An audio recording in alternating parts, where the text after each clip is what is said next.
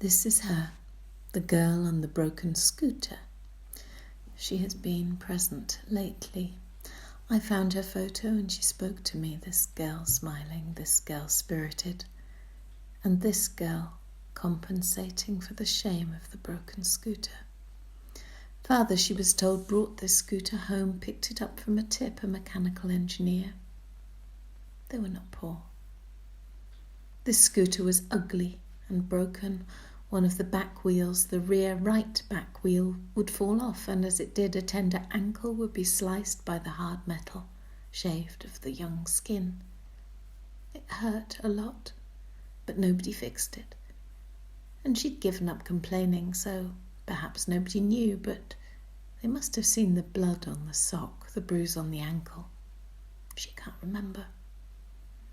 She felt awkward, she felt shame.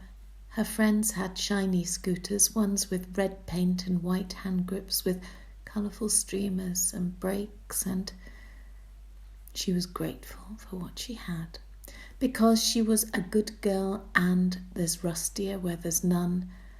And what about the children who have no scooter at all? She became responsible for not upsetting those who were responsible for her care, because she shouldn't have been, she said. She was unwanted, she said. She became responsible for the upset of those who upset her, those who could not understand that the scooter was hurting her feelings. The birth of someone who loves too much, the shame internalized and masked by the smile. Her job to hide the pain and manage the shame. Somehow already she knows it is my responsibility to manage my own feelings, including and particularly my hurt feelings, including my bloodied and bruised ankle. I will do it alone. Don't expect too much of this one. Already she blames too much, not enough, needy and needless. The anxiety of doing it alone is intense, becomes chronic, dis-ease, overwhelm. To manage, to make do, to amend, she turned it in. When mother packs her case noisily, another screaming row, she screams, "Mummy, don't leave me," and nobody came. When father doesn't come home from his holiday, no words. When they move house, she loses her most treasured possessions. No voice, no words. Turned in, controlled, smiling, good girl. Anxious? Don't be bad. Don't make them mad. Responsible. Depressed.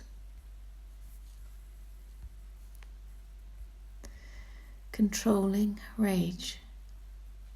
She has a nervous tic. People notice. She is bullied and ashamed. No one noticed. Fast forward 50-something years. Here she is, the girl on the scooter, smiling, still blaming herself for the gift of a fucked up, worn out, rusty scooter. She brought it on herself because she's bad. She did it wrong. Other people have shiny red scooters with coloured ribbons, and they have parties, and they are chosen. Not you. You are not. Trying, determined, dogged, make it right. Compulsive addict riding the rusty scooter, praying that the wheel doesn't drop off, knowing that it will. And when it does, that it will hurt like fuck, that it will hurt like she wants to die, that she should be dead, that she shouldn't have been, ever.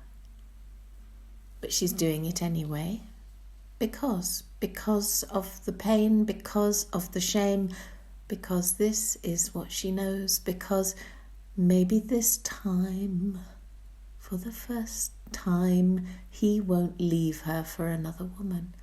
But he will. always and again, until she lets him go. He's dead.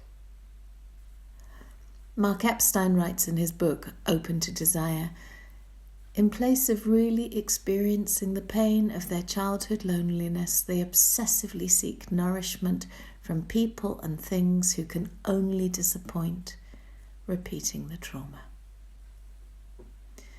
The girl on the broken scooter, propelling herself into the pain and shame of the inevitable crash, clinging to the wreck, addicted to the shock and pain of the disappointment and betrayal, the familiarity of what she's always known. Because she can. Because it is better than the loneliness. Renunciation of the clinging is the first step in grieving the pain of the past. Too much. Not enough. Again. Unwanted. Again. Arguing with God. Of course she clings. She's afraid to let it go. Unknown. Its company, a scrap to hang on, feels like home, and just for today, I can love her clinging, just for today. And there will be a time to let it go, because it's over, and clinging doesn't bring back the love that he could not give. He chose his choices. He chooses his choices.